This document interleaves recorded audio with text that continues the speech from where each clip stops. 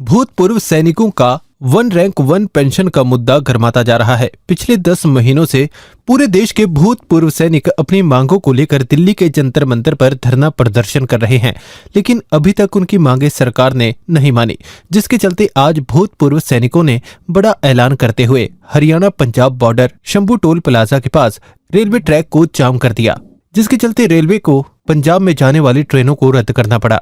इस मौके पर भारी संख्या में पंजाब के भूतपूर्व सैनिक शंभू टोल प्लाजा के पास रेलवे ट्रैक पर अपनी मांगों को लेकर बैठ गए और अब हरियाणा के भूतपूर्व सैनिक भी वहां पहुंचने लगे हैं। इसके साथ ही शाम तक पूरे देश से भूतपूर्व सैनिकों के यहां पहुंचने की भी उम्मीद है।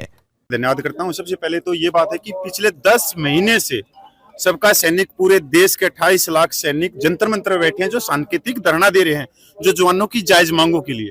इस 10 महीने के दौरान तहसीलदार से लेके डीसी, सांसद, कोई ऐसा नेता या मुख्यमंत्री नहीं छोड़ा जिसके दरवाजे पे हम नहीं गए हो मांग पत्र। बड़ी बड़ी रैलियां की हैं। अब हमने 2 महीने पहले एक बड़ी कॉल करी कि हम नई दिल्ली रेलवे स्टेशन के ऊपर चक्का जाम करेंगे, रेल को रोकेंगे। वहां पर प्रशासन ज्यादा सख्त हो गया, या हरियाणा में बैरिकेड भी लगाए गए हैं क्योंकि वहां सरकार एक विशेष राजनीतिक पार्टी की है। आज हम आपके चैनल के माध्यम से ये बताना चाह रहे हैं कि जो जवान होते हैं वो सेनाओं में 97% होते हैं और जो अफसर हैं वो सिर्फ 3% है।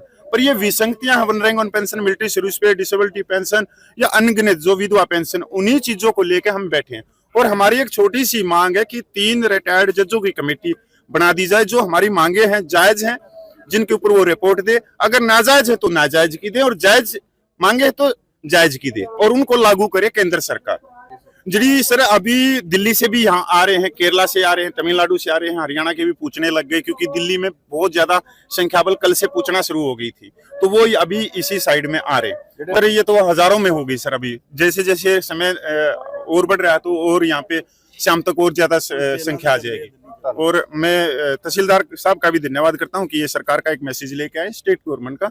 वैसे हमारी स्टेट गवर्नमेंट से कोई मांग नहीं है, पर स्टेट गवर्नमेंट का एक चैनल है, एक प्रोटोकॉल है कि वो सेक्रेटरी जो इंडिया सरकार के सेक्रेटरी से बात करे कि भाई हमारे यहाँ पे जो राज्य में है ट्रैक पे क्यों बैठे हैं।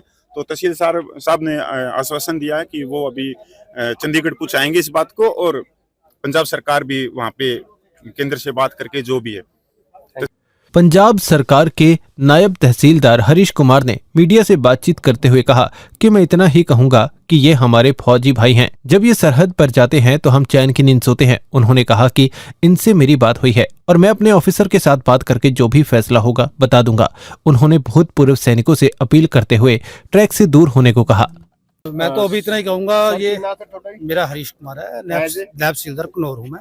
मेरे ਵੱਲੋਂ ਤਾਂ ਹਾਲੇ ਕਪਿਲ ਜੀ ਨਾਲ ਗੱਲ ਹੋਈ ਹੈਗੀ ਹੈ ਤੇ ਮੈਂ ਤਾਂ ਇੰਨਾ ਹੀ ਕਹਾਂਗਾ ਕਿ ਸਾਡੇ ਫੌਜੀ ਭਰਾ ਨੇ ਇਹ ਜਦੋਂ ਸਰਹੱਦਾਂ ਤੇ ਜਾਗਦੇ ਆ ਤਾਂ ਅਸੀਂ ਆਰਾਮ ਨਾਲ ਚੈਨ ਦੀ ਨੀਂਦ ਸੋ ਸਕਦੇ ਆ।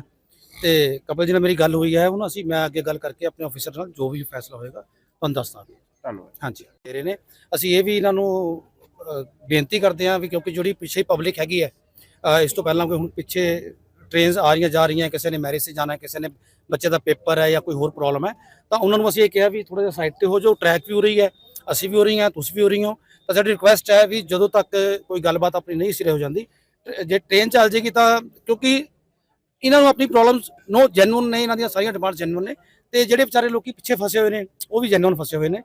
असीं बेनती करांगे भी जदों तक ट्रैक चला देन तो गलबात करके फिर आप अगली गल कर सर। जिस नहीं हले मैं जस्ट इन्होंने नाल कपड़े गल की है, उन्होंने होर उच्च अधिकारी आ रहे हैं, होर भी आ रहे हैं प्रशासन के, एसडीएम साहब समाना साहब सारे आ रहे हैं, एडी साहब वो फिर ठीक है। रेलवे ट्रैक पर भूतपूर्व सैनिकों के बैठने के कारण कई ट्रेनें रद्द कर दी गई। अंबाला डिवीजन के डीआरएम ने जानकारी देते हुए बताया कि आज सुबह लगभग 4 बजे शंभू स्टेशन पर 400-500 भूतपूर्व सैनिकों ने स्टेशन को घेर लिया, जिसके कारण अब तक कुल 94 गाड़ियां प्रभावित हो चुकी हैं, जिसमें से 37 गाड़ियों को रद्द किया गया है। 20 गाड़ियों के रूट डाइवर्ट किए गए हैं। 27 गाड़ियों को आंशिक तौर पर रद्द किया गया है। रेलवे विभाग ने इसके लिए पंजाब पुलिस के डीजीपी से भी बात की है और वह भारी मात्रा में फोर्स भी लगाई गई है ताकि किसी तरीके से ट्रैक को क्लियर करवाया जा सके।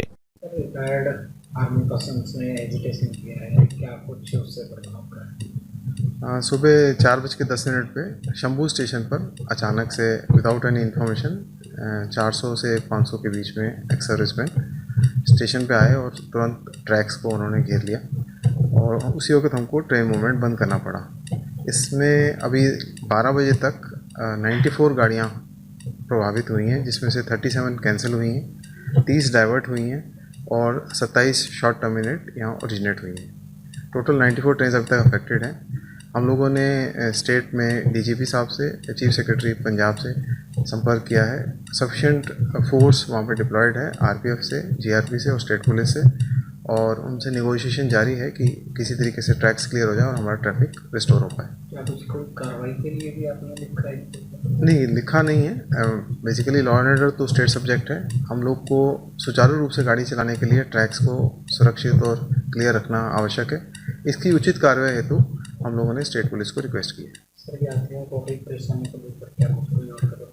यात्रियों को परेशानी के लिए हम लोगों ने रेगुलर अनाउंसमेंट्स और अब असुविधा कम हो उसके लिए हम लोगों ने 30 गाड़ियाँ डाइवर्ट करके चलाई हैं, जिनको शंभू ना टच करके अम्बाला से चंडीगढ़ होते हुए सानेवाल होके लुधियाना से फिर आगे अमृतसर की तरफ। इसी तरह से वापसी की गाड़ियाँ लुधियाना से दूरी होके जाखल जींद होके दिल्ली पहुँचाने के लिए, तो जिसमें मिनिमम हमको कैंसिलेशन करना पड़े।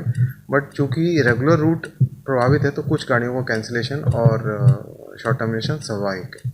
जो ट्रेनें कैंसिल हुई है, जिन्होंने टिकट रिजर्वेशन करवा रखा है, उनको फुल रिफंड परमिसिबल है as per extent refund guidelines. Play store से हमारी app Ambala breaking news download करें